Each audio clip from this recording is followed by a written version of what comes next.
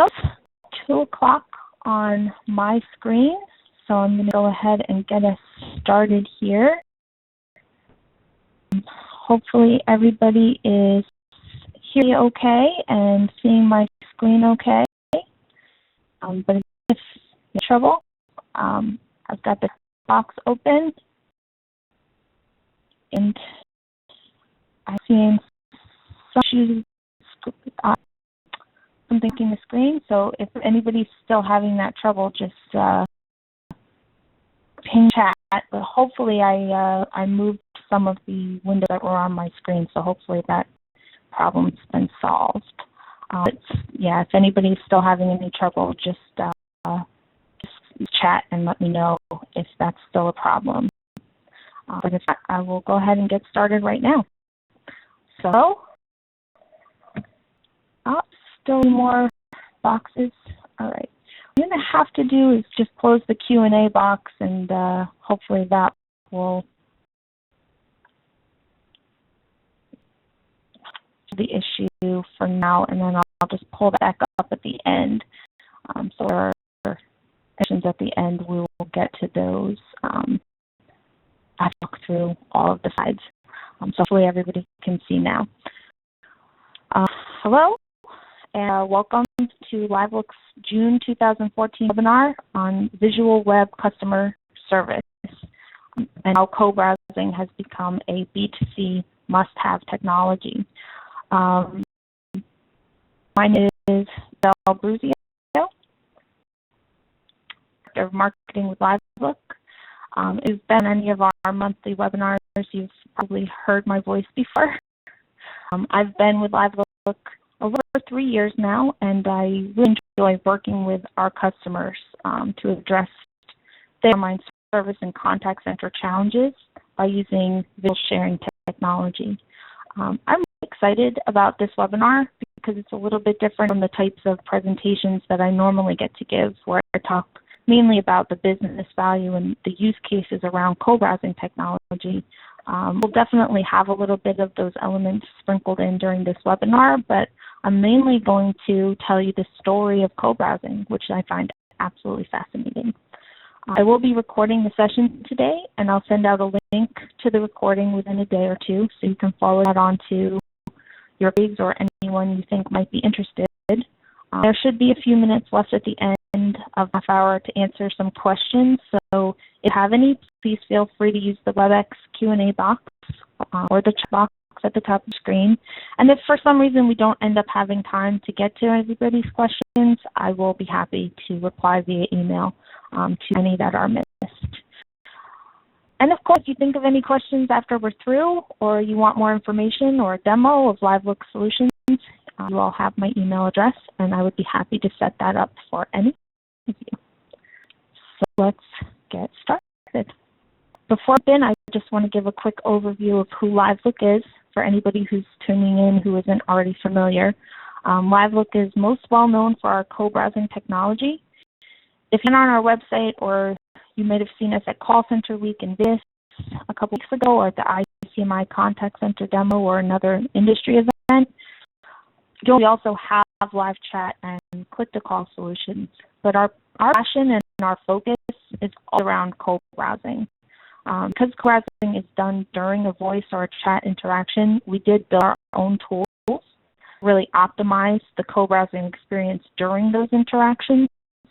We also partnered with companies like Interactive Intelligence and Avaya and Oracle to add co-browsing capability to their customer engagement technologies as well. In fact, you may have heard or just announced at the end of last week that they will be acquiring us, which is very, very exciting.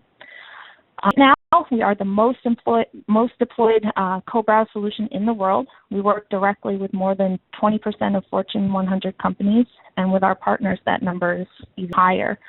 So that's what we're about in a nutshell. I can tell you it's a very exciting time to be the learner in our space. Scooping up smaller co-browse developers left and right, and the relationship with Oracle is sure to bring some new strong opportunities to the marketplace. So what we'll go through today is a quick overview of exactly what co-browsing technology is, and a timeline of how co-browsing has evolved. I think it's important, and I suspect that many of you are curious and you're sitting in on this webinar for exactly this reason. If you've researched co-browsing or you evaluated it for your company maybe 3 years ago or 2 years ago or even a year ago, you might be surprised by how far it's come since then. So after we talk about the history of co-browse technology, we'll talk a little bit about the ways that companies are using it today. We have some great customer stories, some good use case examples that can help you visualize whether co-browsing makes sense for your organization. And then we'll talk through the reasons why companies really need to be looking at co-browsing technology today. So what is co-browsing? Essentially, co-browsing, the way we're talking about it, is screen sharing for customer service. By definition, it's two or more people that are sharing a browsing experience, but the important distinction between co-browsing for customer service and sharing in a B2B environment, how we're doing right now with this webinar, is actual sharing session is started. So within your company, you probably use screen sharing tools all the time, right? For group meetings or you're viewing a proposal for a vendor. Visual sharing is a very efficient way to communicate, and we use it all the time in business. But those require that somebody has a subscription or a login, and there's a download or an executable. You're sending a link out via email or maybe through an IM, and it can take a few minutes to get everything set up. And some doesn't even work at all. Or you spend 5 to 10 minutes troubleshooting why one person isn't able to join. So we all experience that at some point, which is why the thought of screen sharing with B2C customers, this type of tool in a contact center to see a customer screen, it seems impossible when you think about it in this way. But what browsing technology does is it makes the process simple for a high-volume contact center. It's simple for an online customer to know his screen, and it's simple for an agent to see screen sharing, and it's simple for them to connect to that screen share session. The whole process takes 5 to 10 seconds. There's to download, there's no executables, there's nothing to sign up for, there's no troubleshooting, there's no delays in this process. The whole experience has really optimized for customer service to bring the powerful benefits of visual sharing to the customer service experience. Agent sees the customer screen. He can glean and easily guide that customer to the right information, walk them through an online process or a form. They can walk through it together. He can troubleshoot an issue that the customer is having. So it doesn't matter if that customer is tech savvy or not. The agent doesn't have to explain where to look on the system, have to explain what to click on or what to do. The agent can actually show the customer. Likewise, the customer doesn't have to articulate this that he's having or explain what he's seeing. The agent can see it himself. So this especially valuable in the mobile world where the customer may be viewing something on a mobilized, maybe it's a web tool that isn't proper on his tablet. The agent doesn't have to guess anymore at what's happening or get frustrated when he isn't seeing the way that he expects that the customer would be. So this opens that window into the customer's live experience, and it gives the agents the tools they need to provide fast and accurate help. It's really the power of co-browsing. Talk a little bit about how co-browsing has evolved over the decade, really, as a natural way to communicate. Everyone's on board with that. So early on, we looked for ways that we could apply visual collaboration to the online customer service experience. What needed to happen to make that feasible was that the technology had to be fast and easy to use, like live chat, really, like the click of a button. It had to be universally compatible, so there wouldn't be big segments of the customer base that couldn't use it, like mobile customers or customers on Mac or even use case-wise, like it doesn't really work if it only allows visual sharing of tagged pages or browser content. Because a lot of times to help a customer, the agent needs to see maybe their internet settings, or maybe they need to view a PDF document like a bill or an insurance plan. Anyway, it has to work for any customer and for any use case. And we had to overcome privacy and security concerns, which was a big one. Companies need to be able to tightly control what agents can and can't see on the customer screens in order for this type of technology to ever work. That's especially true for financial services or healthcare organizations or even retailers. Any company that's subject to like a regulatory compliance, like PCI or HIPAA. I have a picture on this slide. This is actually our founder and CEO, Igor Kolin. He's summit of Mount Everest. He's an avid mountain climber. Actually summited some of the highest peaks in the entire world. I think he's very inspirational and has made some really good comparisons between developing technology and climbing a mountain. It's really been an adventure getting co-browse to where it is today. So here's where the industry really started with screen sharing technology. It's based in VNC and calls for an executable to run on the side of the person who's sharing the screen, who in our case is the customer. So the early technology was slow to start. A lot of times the customer was seeing pop-ups and warnings associated with the executables. And especially in cases where Java was problematic, these sets just had a lot of issues. And there were security and privacy concerns as well, because there's no easy way to control what the customer was showing to the agent. So the default mode here was that it's full desktop sharing, and that was just a non-starter for most companies. So that type of technology also isn't mobile friendly. So across the board, it was going to work for a customer service use case. So it was not simple, not fast, not universal. It's just not going to do it. Here, this is where LiveLOOK gained a leadership position because it solved a lot of the issues that were inherent in screen sharing technology and that made it problematic for use as a customer service tool. So first, our team developed a approach to privacy that enabled companies to set up block or masking, and that enabled them to control what was visible on the customer screen. Sure, it could still be full desktop access, but rarely is that how companies want to go.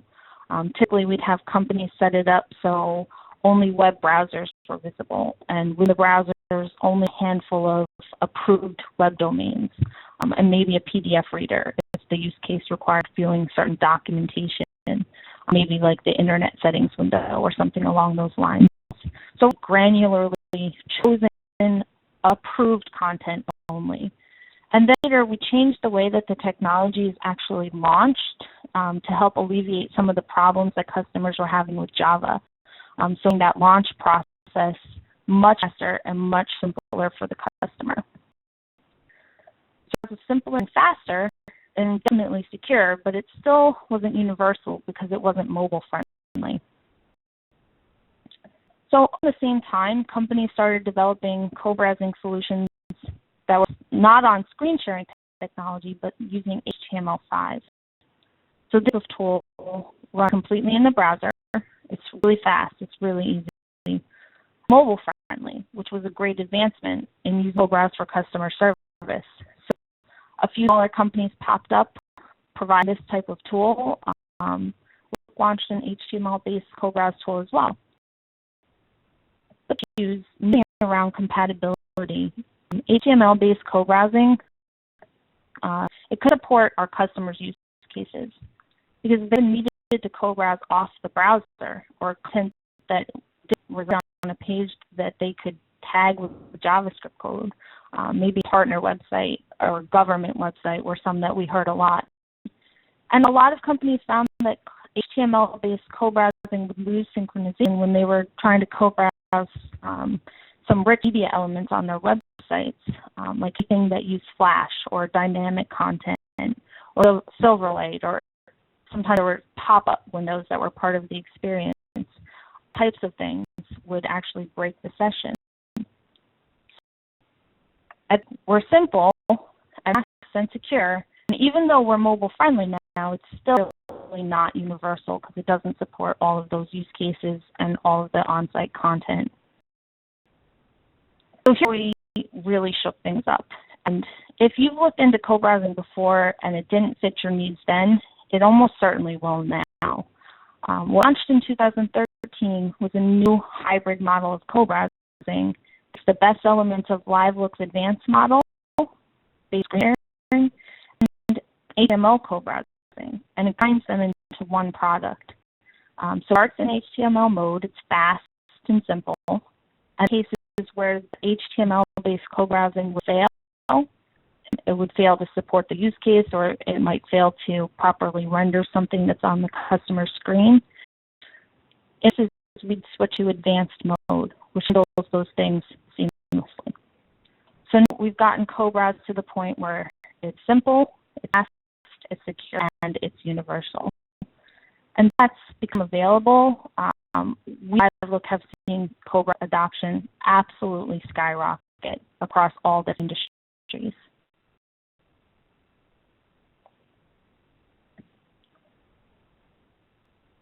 So that is where we are today.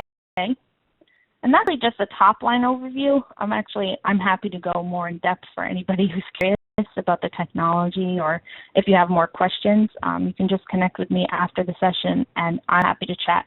This is an area I love to talk about. What I'd like to talk about next is companies are using co-browse technology now, today, and there are some real use case examples as we go through what some of the common scenarios are in which co-browsing is applied to help make online interactions more efficient. So basically two categories in which co-browsing delivers ROI for companies, and that's online support and online sales. So we'll talk first about support. Starting with filling in online forms and applications. This is a big one, especially when a prospective customer is working through a form that's complex, where they're going to have questions or they might abandon it before they're all the way through. Co-browsing can have a really huge impact. A lot of our customers use co-browsing to walk through things like insurance applications or mortgage applications or financial aid applications, that type of thing. Using complicated or sensitive self-service tools, and I mean by this, they're self-service tools where people are kind of cool with just playing around and figuring things out for themselves. Like say, if you are having problems with your Spy app, that's one of my favorite apps. I use it for listening to music. I play around and make a music playlist, or what happens when I share a playlist, that sort of thing. I'm very comfortable kind of playing around with it. But talking about something like somebody's bank account, their money, retirement account, or their health insurance account, they don't want to mess around with self-service tools that they don't understand. These are tools that by nature are complex, especially for people who are less tech savvy. They're less sure about doing these activities online. And they're deeply personally important to people. So co-browsing, agents can help customers learn to use these tools, they can answer questions, and add a level of assurance that the agent really understands the question, they understand the issue, and that everybody is on the same page that that issue has been resolved properly, leaving that customer happy and satisfied. An example of this is one of our financial services customers. It's a credit card company where they were having a really high call volume of people calling in with questions about the self-service portal. They could find their historical statements, or they weren't sure if their bill pay was set up right, that sort of thing. So the company deployed co-browse, and they saw a 10-point lift in CSAT within just a couple weeks. They had tons of positive feedback from customers about just how great it was to be helped this way, that they all understood and that they were confident that their problem was solved. And this is important, that they were confident that they could do it themselves next time. So these self-service tools were now being adopted in greater numbers because people were shown how to do it, and that if they did have a problem again, that they could help quickly and very easily. Moving on, finding and understanding online resources. This is a big one for our insurance companies. They have these really robust member portals where they have plan documentation and claims history, sort of thing. And sometimes spending 10, 15, 2 minutes or more helping customers to navigate around and find those things. Because they had a usability issue so much, but more just because they have this new broad spectrum of customers who just aren't used to doing these things online. The insurance industry has grown by millions of consumers in the last year. It's difficult to explain to consumers how to find things online just verbally. So we had a great example is one of our Blue Cross groups had cut call handling times down 8% on website navigation questions just by using co-browse instead of just trying to explain things blindly over the phone. New accounts and polls is another common use case, and troubleshooting issues that customers are experiencing with the website or an application is another big one. A customer, a very popular tax preparation company, and was co-browsing mainly to walk through the tax prep process with customers. From time to time, they'll also be able to use it to identify a real error or issue with their service. They take screenshots and they can get a tech on the call to make fixes. They add people to the co-browse session. They're actually one of our best customers because they really made visual collaboration a part of their service culture, and with great results. Understanding web or application features and functions. This is similar to using self-service tools. This works better to show customers how to use your product or your features rather than just telling them. Sending customers to a new technology platform. This is a common reason we hear from companies that are looking to deploy co-browsing because they know that they're going to be making a big change, maybe to their website or to a self-service platform, and they're going to be ready to help guide their customers through that transition. This for Northrop Grumman Federal Credit Union a year ago, where they changed their online banking platform, and they're ready to go with co-browsing to quickly walk their customers through that process of changing over. A 100% first contact resolution rate when they used co-browse during that transition. I still rely on co-browsing today for routine customer service calls. They tell me their customers will often call in and ask to co-browse because they know it's the best way to just get on the same page quickly. Collaborating around online content. It's similar to what I said about insurance companies and finding online resources, but it goes beyond just what a customer is able to do on your website.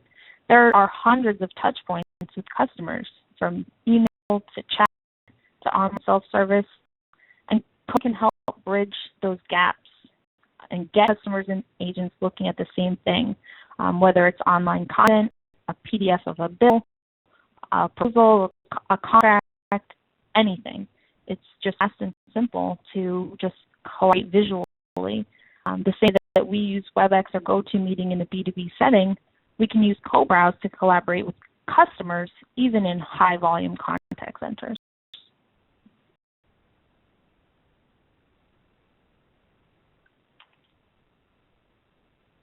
All right. There. Now a little bit about how to improve e-commerce performance. It's about like live chat in this perspective. It's about engaging the visitor, right? You want to connect with the website visitor so that you can convert them to a customer. Co-browsing is one of the best ways to create a fully engaged experience. An agent who's co-browsing while they're chatting with a customer, or they're talking to a customer on the phone, is almost creating this experience that's similar to being in a store and shopping with somebody who works at the store. So browsing can be offered proactively, like how you'd set up business rules to launch a chat pop-up. You can co-browse as well. So a pop-up that says, do you want to shop with an expert, or just do you need some help? Companies can set up click-to-call or just a 100 number, and they can get visitors on the phone and co-browsing it with live chat. It increases the conversion rate for online sales. Another way that companies use co-browsing to increase sales is for agents who have upselling or cross-selling goals. An example of this, an electronics company. They wanted their agents to add service plans to all the laptop orders, like one of those protection plans that covers issues that pop up for a year or 2 years, that type of thing. So the phone agents would offer this plan when they're putting orders, and the customers just weren't adding the plan on with the frequency that the retailer had hoped. So they deployed co-browse really just to help with order building, since there's so many customization options, when their customers are getting a laptop or a desktop machine or whatever.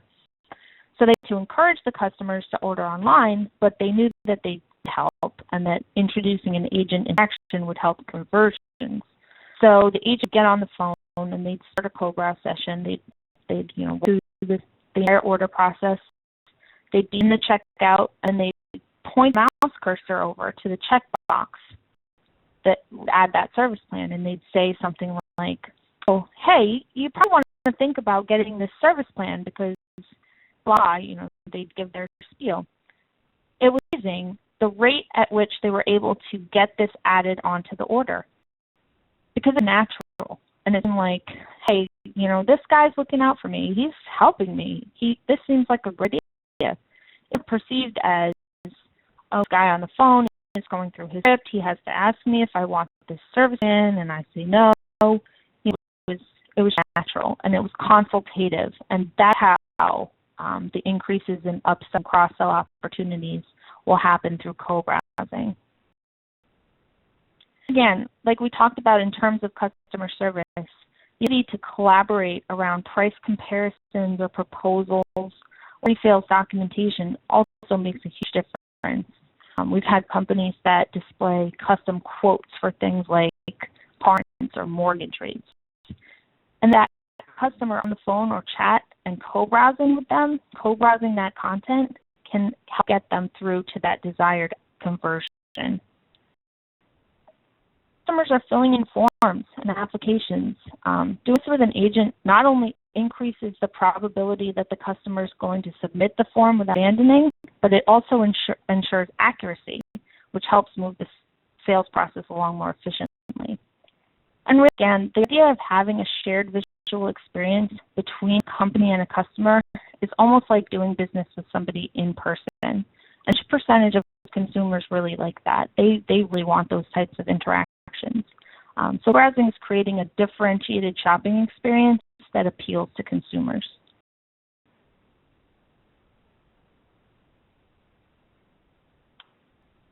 So is co-browsing a must-have technology today? Well, I saw how the tools have evolved over the past few years to remove all of the barriers to adoption that had kept some companies from moving ahead to implement co-browsing at their organizations. We're now looking at a solution that's fast, it's easy, it's secure, it's universally compatible, including mobile web, and within native applications. So co-browsing today can support any company's use case in a way that wholly protects consumer privacy. We've seen Amazon heavily promoting their Mayday aspects for their Kindle and the mobile phone that just launched. So the idea that somebody can instantly look in on your device and show you how to do what you need to do. That's essentially the point of co-browsing right there. And Amazon has chosen that feature as their biggest differentiator. And consumers reacted. They want this. The idea of getting help this way has mass consumer appeal. They're getting this way from Amazon, from Chase, from American Express, from Kohl's, from TurboTax, hundreds and hundreds of companies.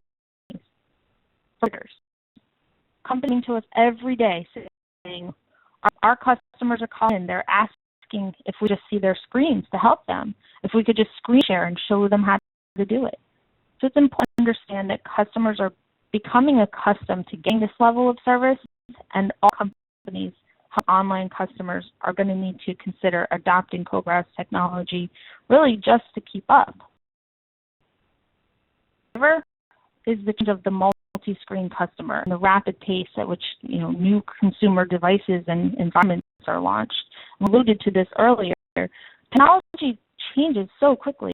It's a challenge to keep contact center agents up to date with what the consumer experience looks like, both on web and on mobile devices. You need to know what the customer's looking at if they want to be able to help. And what it's like today isn't going to be what it looks like tomorrow, or when the new Google phone comes out, or Firefox stops supporting Java. Literally anything can happen that can change what an agent expects the customer seeing. Solves this challenge. It's an absolute must-have in the customer support technology toolbox. And finally, co-browse is a really smart way to collaborate across organizational functions. I was at Gartner's Customer Service Technology Summit in London back in April, and Michael Mose gave a great talk on this challenge. Companies are facing in keeping a customer-centric company from being siloed. The company needs to know what the social media team is doing. They need to know what the online advertising team is doing, what the email marketing team is doing. They're going to be fielding all of these questions from consumers who are being hit by advertising and marketing messaging from all these different places. In a co-browsing session, an agent can bring in experts from anywhere to see what the customer's experience is in real time. They can be brought in to help, to answer questions, to clarify something. It's literally getting everybody on the same page in the organization and externally.